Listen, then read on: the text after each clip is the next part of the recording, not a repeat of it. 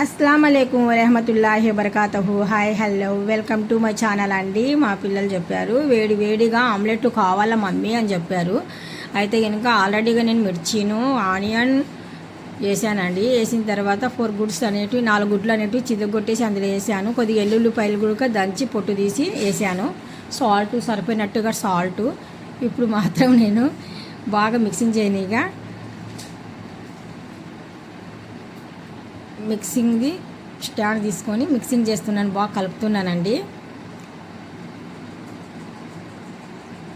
మొత్తానికి బాగా కలిపేసి ఇలాగా కొద్దిగా లైట్గా నురుగు వచ్చేంత వరకు అలా కలిపామనుకోండి ఆమ్లెట్ చాలా బాగా పొంగుతుంది అనమాట. అందుకనేసి నేను కొద్దిగా బాగా ఎక్కువగా అలా కలిపాను. ఆ తర్వాత ప్యాన్ పెట్టేసి వేడి ఆయిల్ వేసేసి ఆ తర్వాత నేను ఆమ్లెట్ మిశ్రమాన్ని దీనిపైన వేసాను అనమాట.